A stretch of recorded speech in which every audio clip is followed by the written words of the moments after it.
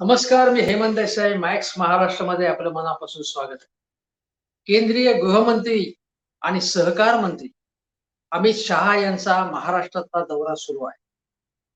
काल ते राधाकृष्ण विखे पाटील यांच्या पट्ट्यामध्ये म्हणजे प्रवरानगरला जाऊन त्यांनी मोठी सभा घेतली, मोठा कार्यक्रम घेतला.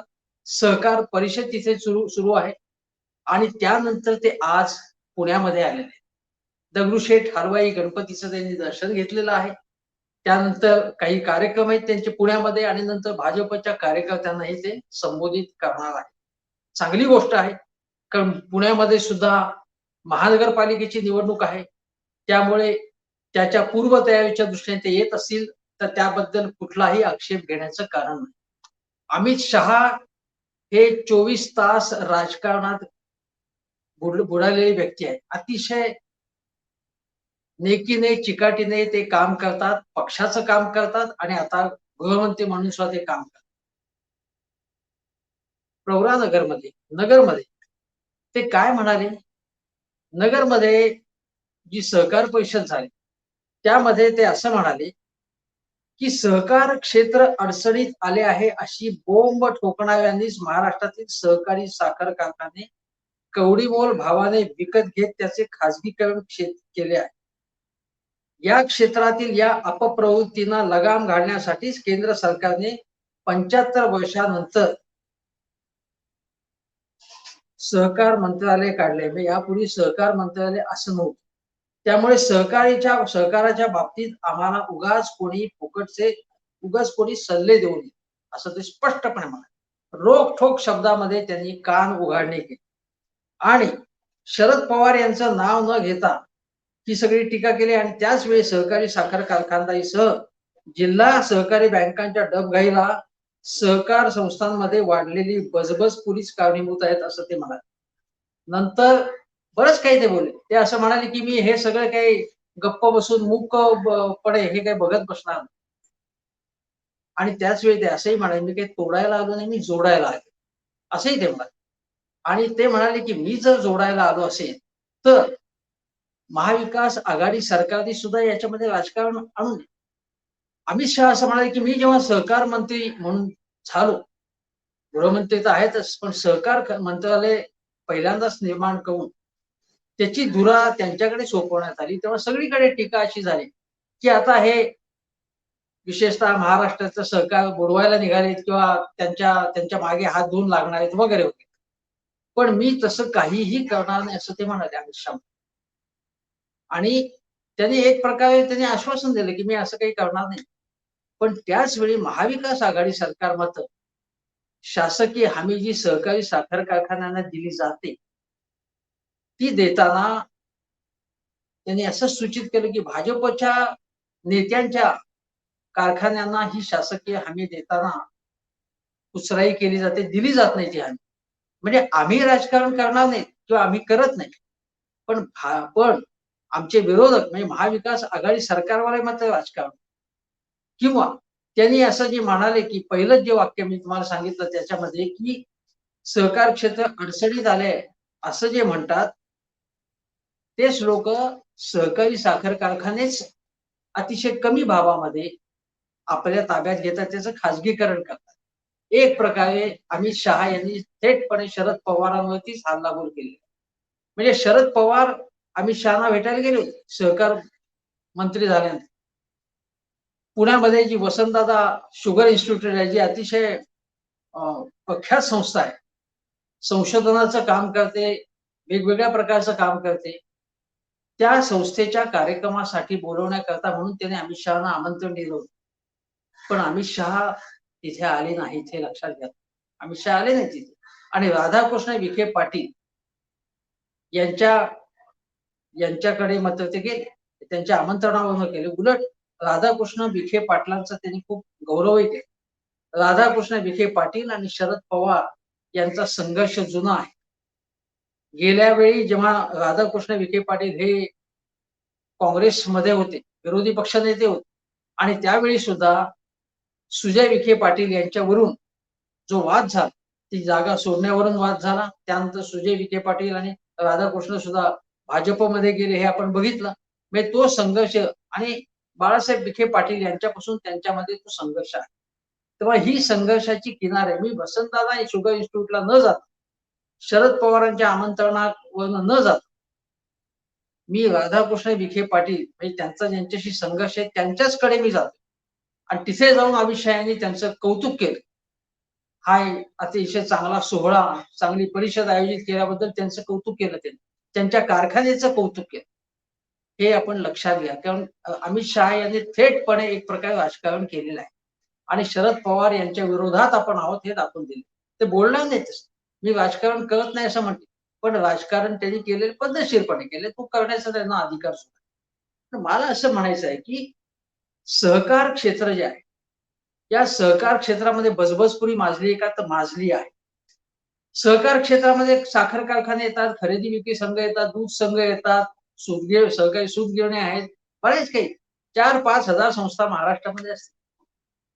महाराष्ट्राच्या बजेटमध्ये गेल्या वेळेचं जे बजेटचं मी थोडंसं बघितलं, त्यामध्ये 1200-1300 कोटी रुपयांची तरतूद सहकार खात्यासाठी केली. सहकार आणि पणन या दोन्ही कामासाठी केली आणि पणनमध्ये सुद्धा सहकारी संस्था मोठ्या प्रमाणात. म्हणजे एवढी तरतूद महाराष्ट्राच्या बजेटमध्ये तरतूद केलेली आहे. शिवाय साखर कारखान्यांना अनुदान दिलं जातं, गॅरंटीज दिल्या जातात, सबसिड्या दिल्या जातात, हे सगळं आहे. महाराष्ट्रामध्ये अनेक सूत गिरण्या बुडाल्या, अनेक साखर कारखाने डुबले, अनेक जिल्हा बँका अमित शहा यांनी उल्लेख केला की 3-4च म्हणजे हाताच्या बोटावर मोजता येतील एवढ्याच जिल्हा सहकारी बँका ज्या ग्रामीण भागाला पतपुरवठा मुख्यतः करतात. साखर कारखाने, सूत गिरणे असेल काही अनेक गोष्टी असेल सहकार क्षेत्रात त्याला फायनान्स करण्याचं काम हे या जिल्हा सहकारी बँकांच्या माध्यमातून केलं जातं. आणि स्पष्टपणे सांगतो की काँग्रेस आणि राष्ट्रवादीच्या अनेक पुढाऱ्यांनी त्या बँका मोडकळीस आणलेल्या आहेत, त्या धुवून काढलेल्या आहेत. हे खरं आहे. अमित शहा जरी ते बोलत असली तरी ते खरंच आहे, ते योग्य आहे असंच मी म्हणेन. त्याचं समर्थन मी कधीही करणार नाही. काँग्रेस राष्ट्रवादीचा भ्रष्टाचार जो आहे त्याचं अजिबात समर्थन करणार नाही. हे मी स्पष्टपणे इथे सांगतो तुम्हाला. आणि या बँका ज्या वेळी त्यामध्ये पैसे खाण्यात आले, भ्रष्टाचार करण्यात आले या जिल्हा सहकारी बँकामध्ये त्यावेळी काँग्रेस राष्ट्रवादीच्याच सरकारने त्यांना पॅकेजेस दिले. आणि आपण बघितलं तर भाजप आणि शिवसेना ही सहकार क्षेत्रामध्ये त्यांचा जवळजवळ वावर नाहीच आहे. जवळजवळ नाहीच आहे. त्यामुळे ज्यावेळी सुभाष देशमुख हे सहकार क्षेत्रामध्ये वावरणारे नेते सोलापूरचे, त्यांची लोकमंगल संस्था आहे. ते जेव्हा सहकार मंत्री झाले तेव्हा त्यांनी स्पष्टपणे सांगितलं, की याचं काय या क्षेत्राचं शासनाच्या याच्यामध्ये अखत्यारीतलं एक मंडळ असतं, सहकार मंडळ होतं. त्याला त्यांनी पुनरुज्जीवन दिलं आणि त्यांनी सांगितलं आपल्या कार्यकर्त्यांनी, की तुम्ही सहकारी संस्था स्थापन करा आणि त्यासाठी आपण मदत करू असं त्यांनी सांगितलं. पण त्या सुभाष देशमुखांनी सुद्धा त्यांच्यावरती अनेक आरोप झाले. सुभाष देशमुखांवरती वेगवेगळ्या प्रकारचे आरोप झाले. हे आपण लक्षात घ्या. म्हणजे भारतीय जनता पक्षामध्ये जे सहकार क्षेत्रामध्ये वावरणारे एक प्रमुख नेते आहेत, त्यांच्यावरती सुद्धा आरोप झाले. केवळ काँग्रेस राष्ट्रवादीवरती झाले असं अजिबात. पण त्याचा समाचार आपण नंतर. मुद्दा काय आहे, की सहकार क्षेत्र सुधारायला पाहिजे, कधी सुधारायला पाहिजे. एक तुम्हाला सांगतो, की महाराष्ट्रामध्ये अनेक सहकारी साखर कारखाने हे त्याच्यामध्ये भ्रष्टाचार झाला आणि अशा 55 एक साखर कारखान्यांची चौकशी करा असं चंद्रकांत दादा पाटील भाजपचे प्रदेशाध्यक्ष तेच म्हणाले. सहकार खातं ते सांभाळत होते जेव्हा त्यांचं सरकार होतं तेव्हा. आणि त्यांनी ही मागणी केली. पण त्याआधी 5 वर्षापूर्वी मी तुम्हाला सांगतो, की अण्णा हजारे आणि मेधा पाटकर यांनी राज्य सहकारी बँकेचा घोटाळा समोर आणला होता. पत्रकार परिषदेतून घोटाळा त्यांनी समोर आणला होता, चव्हाट्यावरती आणला होता. त्याखेरीज राजू शेट्टींनी 5 वर्षापूर्वी या संबंधी चौकशीची मागणी केली होती. ते सेबीकडे गेले होते. ते ईडीकडे गेले होते, ते इन्कम टॅक्सकडे गेले होते, सगळ्या यंत्रणांकडे गेले होते, ते न्यायालयात गेले. त्यांनी सांगितलं की या 42 सहकारी साखर कारखाने असेल की जे त्याचं खाजगीकरण केलं आणि ते पुढाऱ्यांनीच विकत घेतले. या सगळ्या प्रकरणाची चौकशी करा. न्यायालयाने काय सांगितलं त्यांना की तुम्ही एफ-आय-आर दाखल. FIR दाखल केल्यानंतर पोलीस कारवाई सुरू होईल मग आमच्याकडे. राजू शेट्टीने FIR दाखल केली. पण पुढे पोलीस कारवाई झालीच नाही काही कुठल्याही प्रकारची. तेव्हा 5 वर्षापूर्वी कोणाचं सरकार होतं? देवेंद्र फडणवीस यांचं सरकार होतं. का झालं नाही मला माहिती नाही. पण तेव्हा त्यांचं सरकार होतं मात्र. आता कोणाचंही सरकार असे नाही कारण पोलीस FIR दाखल झाल्यानंतर पोलीस कारवाई सुरूच झाली नाही. न्यायालयामध्ये याची ही केस पुढे आलीच नाही. म्हणजे राजू शेट्टी यांनी याच्यासाठी व्यवस्थित प्रयत्न केला. साखर कारखानदारांचा भ्रष्टाचार गैरव्यवहार ते जवळून बघताय. ते ऊस शेतकऱ्यांचे नेते आहेत. शेतकऱ्यांचे नेते आहेत. आणि त्यांनी हा प्रश्न लावून धरला होता, पण त्यांना सुद्धा काही दाद लागली नाही. दाद मिळवण्यामध्ये त्यांना यंत्रणांनीच अशा प्रकारे व्यवस्था केली. सगळ्या याच्यावरती पांघरून टाकण्याचा प्रयत्न केला. आणि न्यायालयाच्या दरबारात सुद्धा त्यांना न्याय मिळाला नाही. अशी त्यांची तक्रार आहे, रास्त तक्रार. म्हणजे यासंबंधी लढाई त्यांनी सुद्धा केलेली आहे. मेधा पाटकरांनी लढाई केली, अण्णा हजारेंनी लढाई केलेली. त्यामुळे या भ्रष्टाचाराचं किंवा याचं समर्थन करण्याचं कारणच नाही, कुठल्याही प्रकारचं कारण. सहकारी क्षेत्र हे अतिशय महत्वाचं आहे. अमित शहानी जसा उल्लेख केला, की विठ्ठलराव कृषी महर्षी विठ्ठलराव विखे पाटील आणि धनंजयराव गाडगीळ. धनंजयराव गाडगीळ कोण होते? ते एक मोठे अर्थशास्त्रज्ञ होते. नियोजन मंडळावरती ज्याला आता नीती आयोग म्हणतात त्याचे ते उपाध्यक्ष होते. त्याच्यावरती त्यांनी अनेक वर्ष काम केलं. एक महाराष्ट्र असेल देशाच्या नियोजनासाठी नेहरूंबरोबर सुद्धा त्यांनी काम केलं. नेहरूंच्या काळात काम केलं, इंदिरा गांधींच्या काळात काम केलं. आणि हे सगळे नेते कोण होते? किंवा अ, आ, आ, आ, आणखीन काही लोकांचा त्याच्या संबंधी उल्लेख झाला. हे नेते कोण होते? हे सगळे लोक होते कोण? हे लोक होते म्हणजे अजून एक नाव आहे त्याच्यामधलं. अजून एक नाव त्यांनी घेतलं त्याचं.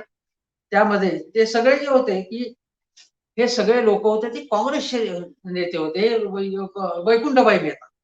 जी वैकुंठभाई मेहता जी पुण्यामध्ये पुणे विद्यापीठाच्या जवळ वैकुंठभाई मेहता ही इन्स्टिट्यूट आहे मोठी.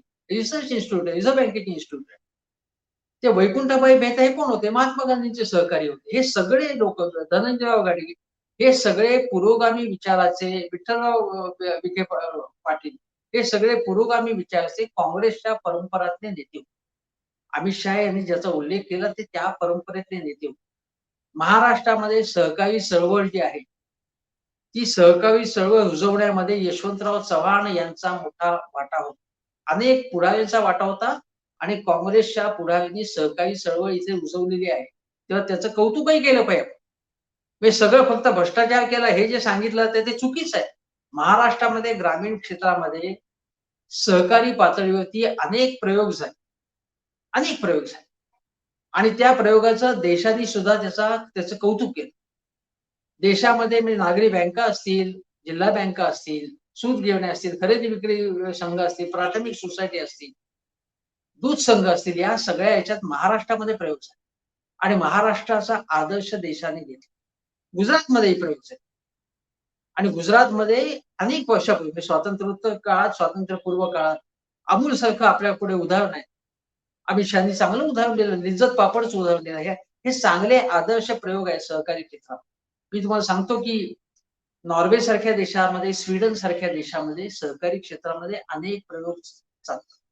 आणि जगाने त्याचं कौतुक केलंय. खाजगीकरणाचे जे ढोल पिटले जात आहेत ना, त्या ह्याच्यामध्ये सहकारी क्षेत्राने खूप चांगली कामगिरी केली. तेव्हा जे केवळ नकारात्मक दृष्टिकोनातनं बघतात त्यांनी हे लक्षात घेतलं पाहिजे चांगलंही घडलं होतं आणि नंतर वाईट घडलं. हे अपप्रवृत्ती बळावर. हे सगळं योग्यच आहे. मग शिक्षण सम्राटांनी काय केलं, सहकार सम्राटांनी काय केलं, साखर सम्राटांनी काय केलं हे आपण बघितलं.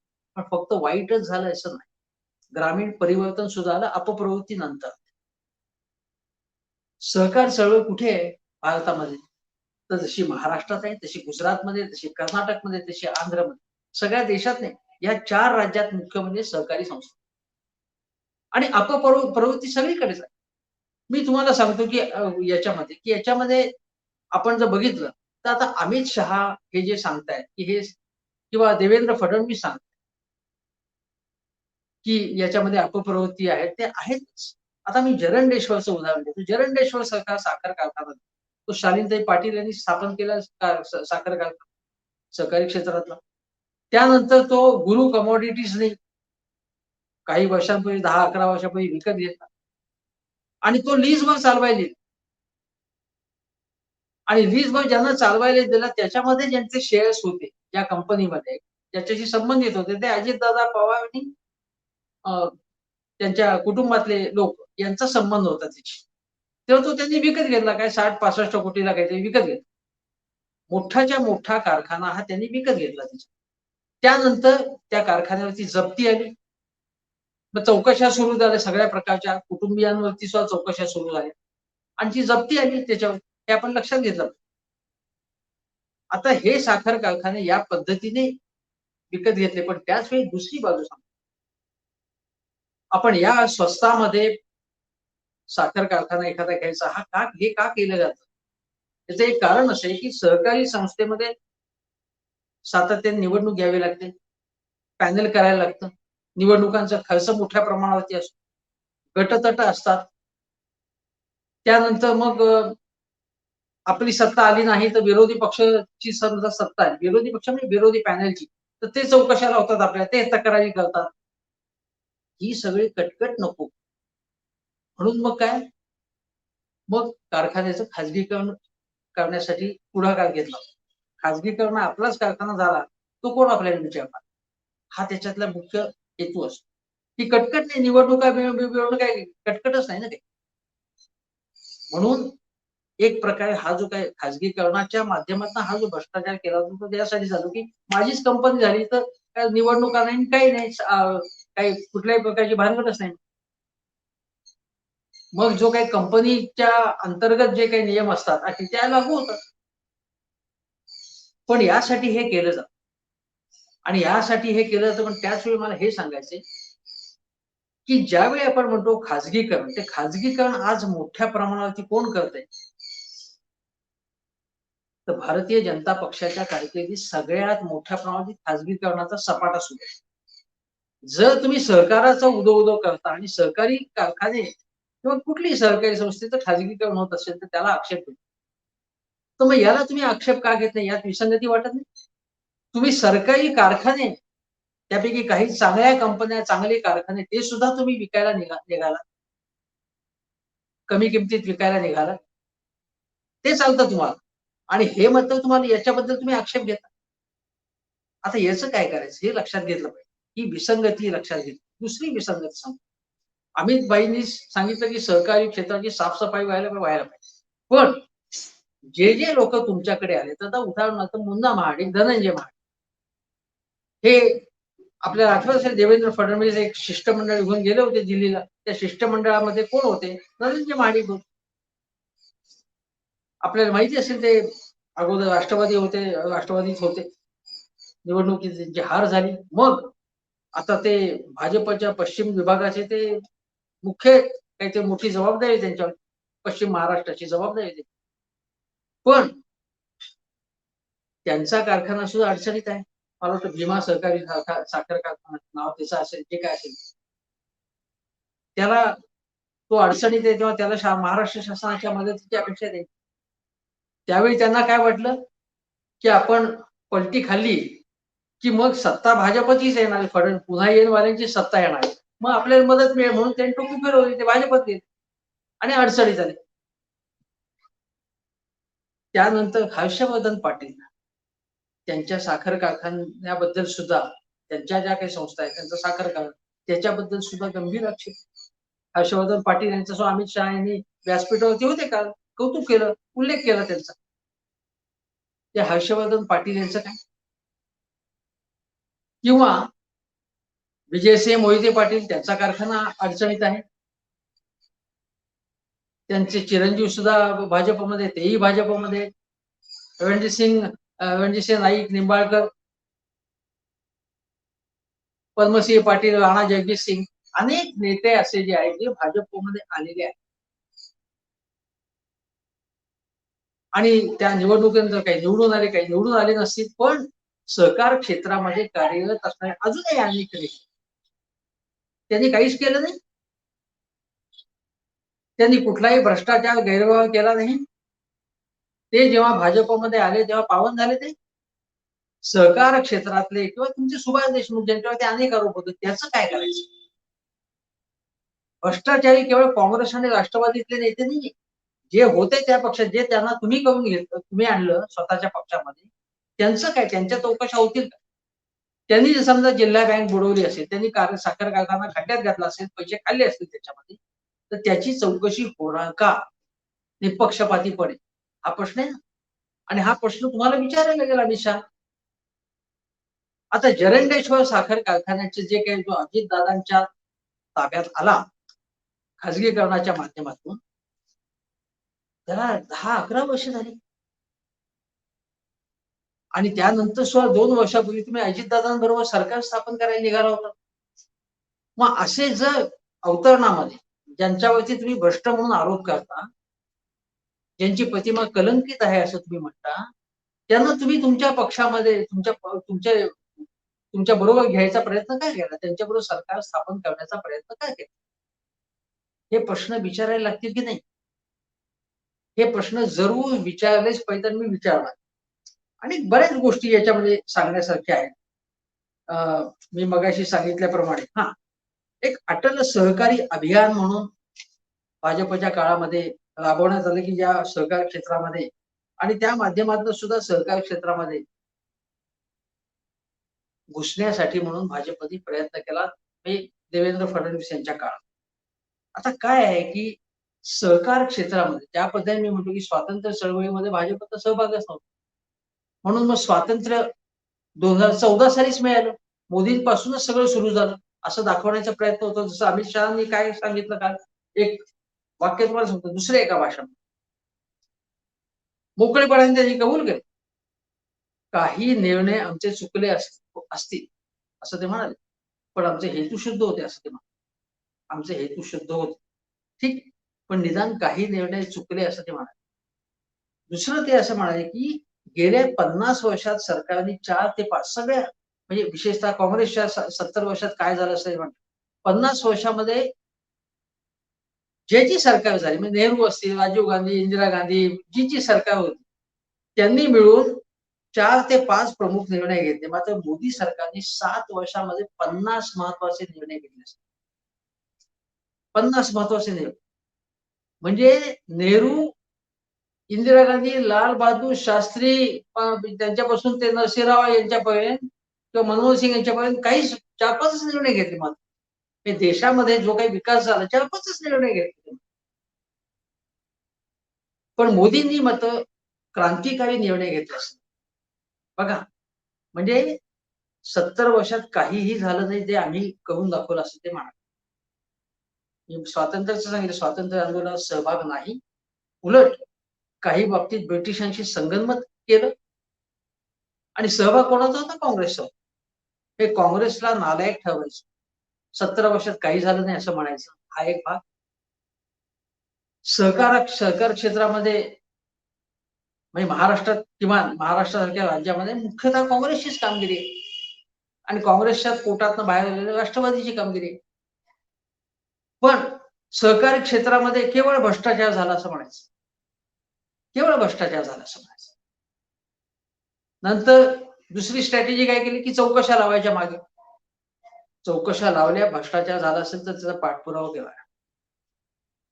पण राज्य सहकारी बँकेच्या बाबत राज्य सहकारी बँकेमध्ये प्रचंड घोटाळा झाला असं सांगण्यात आलं. असे आरोप केले गेले. पण त्याच ज्यांच्यावरती आरोप होता, अजितदादा पवारांच्या हातात ती बँक असताना त्यांच्याबरोबर सरकार स्थापन करण्याचा प्रयत्न झाला. हा आपण भाग लक्षात घेतला पाहिजे. त्याच पद्धतीने आता सहकार क्षेत्रामध्ये सहकार मंत्रालय निर्माण करून यामध्ये काही बाबतीत चौकशा लावायच्या, काही बाबतीत सहकार मंत्रालयाच्या मदतीने सहकार क्षेत्रामध्ये भाजपचा वावर वाढवायचा. सहकार क्षेत्रातले जे धुरीण बडे बडे नेते आहेत, ज्यांच्या हातात संस्था आहेत, त्यांना आपल्या पक्षामध्ये आणण्याचा प्रयत्न करायचा. अशी त्रिसूत्री भाजपची. आम्ही सहकारात काही केलं नाही ना, तर मग ज्यांनी केलंय त्यांनी काहीच केलं नाही असं म्हणायचं. आणि केलाय तो केवळ भ्रष्टाचार असं सांगायचं. अशी ही स्ट्रॅटेजी आहे, अशी ही व्यूहरचना. ठीक आहे, अमित शहा यांचं म्हणा, पण मला एक महत्वाची गोष्ट सांगा. गुजरातमध्ये गुजरातमध्ये काही केसेस अशा झाल्या, की गुजरातमध्ये सहकार क्षेत्रामध्ये हे अमित शहा म्हणा 24 तास आता आम्ही उपलब्ध असू सहकार क्षेत्रासाठी. केव्हाही तुम्ही या, हाक मारा, आम्ही देऊ. चांगली गोष्ट आहे, चांगली गोष्ट. पण गुजरातमध्ये सहकारी क्षेत्रामध्ये सुद्धा ज्याच्यामध्ये भाजपच्या माजी खासदाराचा सहभाग आहे, अशा सुद्धा केसेस झालेल्या आहेत. त्यांचाही भ्रष्टाचार उघडकीस आलेला आहे आणि त्याच्यावरती बातम्या आलेल्या आहेत. हे बघा, गोपाल सिंग सोळंकी नावाचे गृहस्थ, भाजपचे माजी खासदार, पंचमहल जिल्हा सहकारी बँकेमध्ये 124 कोटीचा फ्रॉड झालाय आणि त्यामध्ये त्यांचं नाव होतं. दुसरं एक बँकेचं उदाहरण सांगितलं, की माधवपुरा मर्कंटाईल सहकारी बँक. आपल्याला आठवत असेल, की केतन पारेख हा जो ब्रोकर होता, हर्षद मेहता सारखा, त्या केतन पारेखला या बँकेने, सहकारी बँकेने स्टॉक मार्केटसाठी पैसा टाकला. जो सर्वसामान्य ठेवीदारांचा, शेतकऱ्यांचा, कामगारांचा पैसा आहे, जो पैसा हा त्यांच्या हितासाठीच, त्यांच्या हितसंबंधांचं रक्षण करण्यासाठीच वापरायला पाहिजे.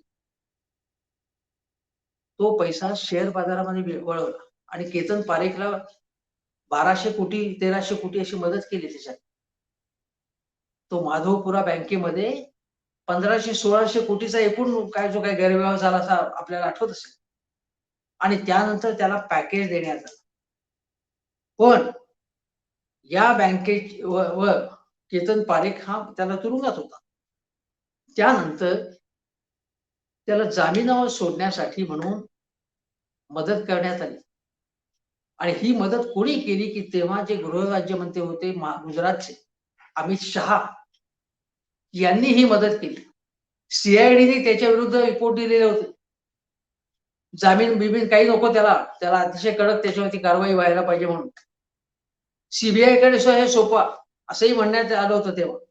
तेव्हा केंद्रामध्ये युपीएचं सरकार, नाही, माधवपुराच्या वेळी भाजपचं सरकार होतं, वाजपेयींचं सरकार होतं मला वाटतं केंद्रामध्ये. पण गृह राज्यमंत्री अमित शहा होते आणि अमित शहा यांनी यांच्यावरती त्याबाबत केतन पारेख कडून काही अर्थपूर्ण गोष्टी झाल्या.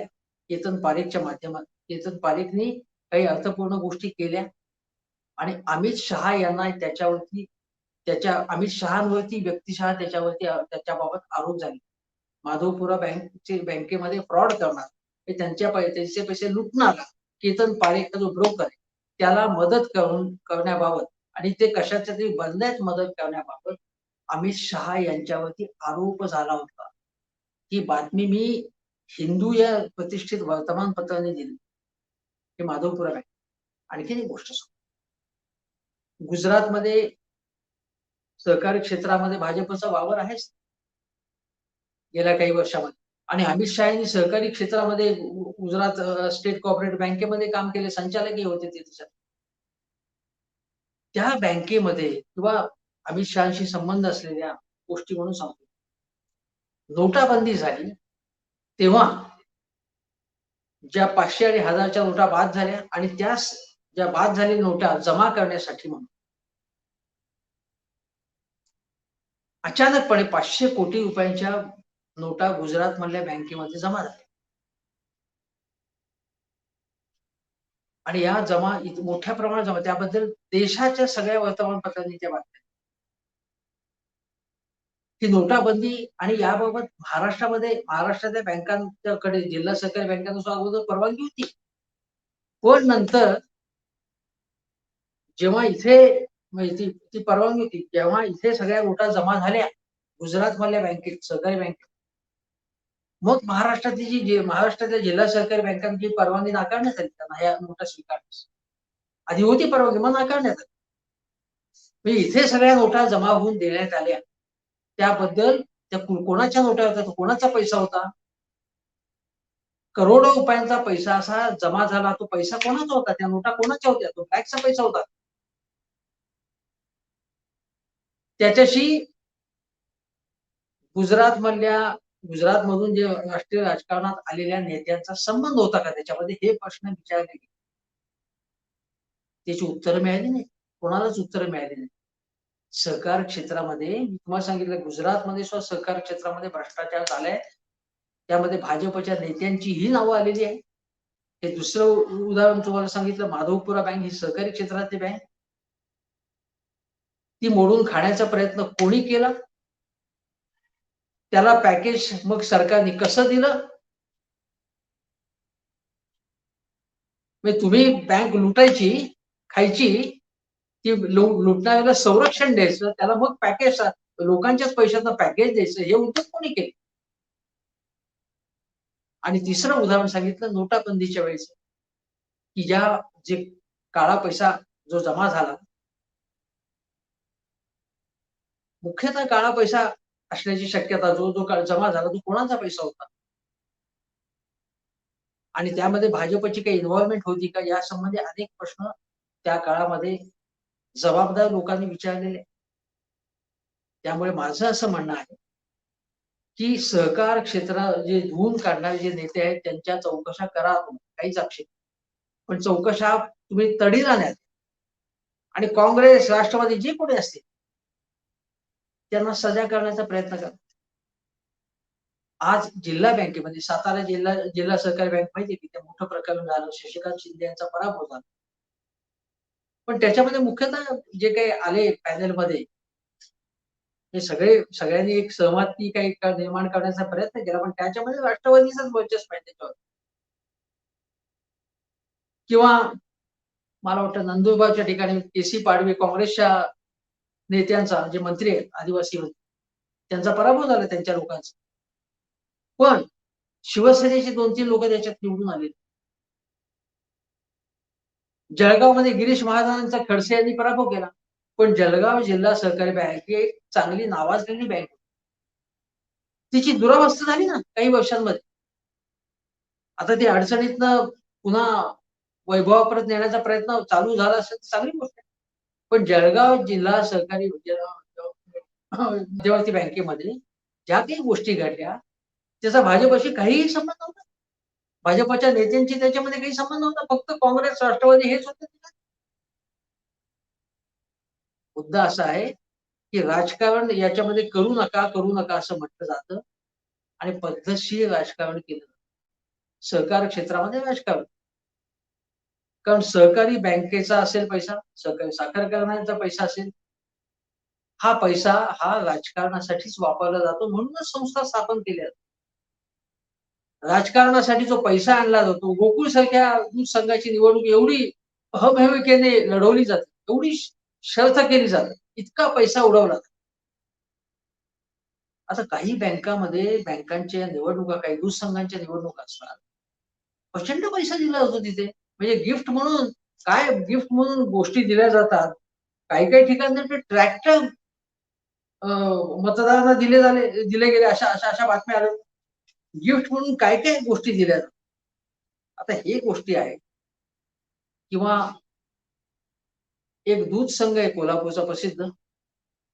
त्या दूध संघाच्या संचालकांना दरमहा त्याच्यामधनं किती प्राप्ती होते याची चर्चा खुलेआम होत असते. त्यामुळे सहकार क्षेत्रामध्ये आता काँग्रेस, राष्ट्रवादीने इतके दिवस मजा केली. आता आम्ही त्या ताब्यात घेऊन आम्ही मजा करू, असं व्हायचं असेल तर असं होता का? अमित शहा यांनी सहकार खात्याची धुरा सांभाळलेली आहे, चांगली गोष्ट आहे. देवेंद्र फडणवीसांनी सांगितलं की काही चांगल्या गोष्टी मोदी सरकारने केलेल्या आहेत.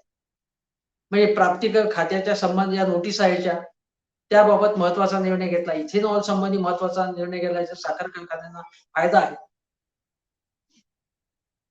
2,000 कोटीचं पॅकेज दिलं. जर भाजप सरकारने, मोदी सरकारने या गोष्टी जे काही गोष्टी केल्या, चांगली गोष्ट आहे. पण सहकार खात्याचं केवळ एवढ्या गोष्टी करून चालणार. सहकार क्षेत्राचं जर अमित शहा म्हणाले की कॉर्पोरेटायझेशन व्हायला पाहिजे, प्रोफेशनलिझम आला पाहिजे, चांगली गोष्ट आहे त्याच्यामध्ये. त्यासाठी काही एखादं विद्यापीठ इथे काढल्या जाण्याच्या गोष्टी केल्या तर चांगली गोष्ट आहे. पण मी तुम्हाला सांगितल्याप्रमाणे सिलेक्टिव्ह चौकशा जर होणार असतील, आमच्या सहकारी संस्थांच्या चौकशा करणार, फक्त विरोधी पक्षांच्या करणार. अमित शहा म्हणाले की महाविकास आघाडी सरकार फक्त गॅरंटी आपल्या लोकांना देतं, म्हणजे काँग्रेस राष्ट्रवादीच्या लोकांना त्यांच्या संस्थांच्या साखर कारखान्यांना गॅरंटी दिली जाते, शासकीय हमी दिली जाते, आम्हाला दिली जाते. मग उद्या देवेंद्र फडणवीस यांचं जेव्हा सरकार होतं, तेव्हा देवेंद्र फडणवीसांनी तुम्हाला आठवत असेल की जे लोक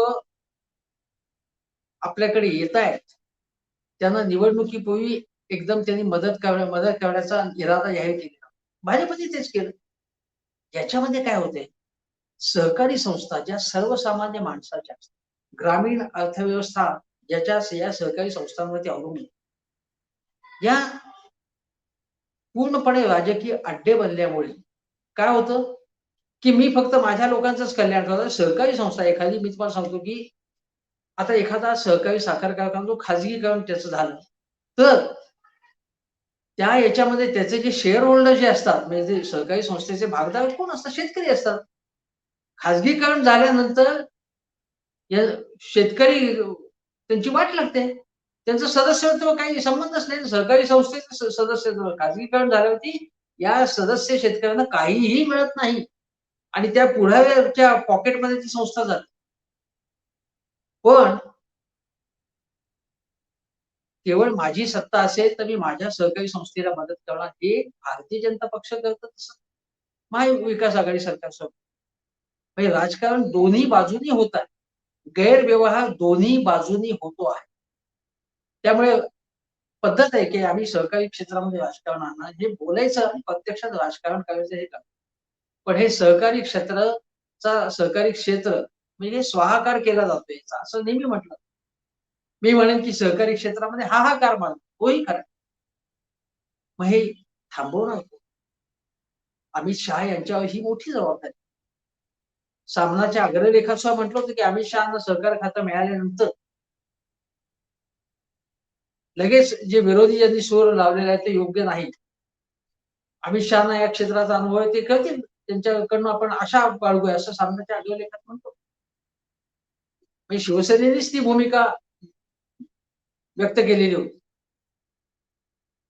पण शिवसेनेने जर ती भूमिका व्यक्त केली असेल, तर शिवसेनेसह सगळे पक्ष याच्यात राजकारण करतात. राजकारण करण्यासाठीच ते येतात. त्यामुळे कोणी आम्ही राजकारण करत नाही असं म्हणण्याचं काही काम नाही.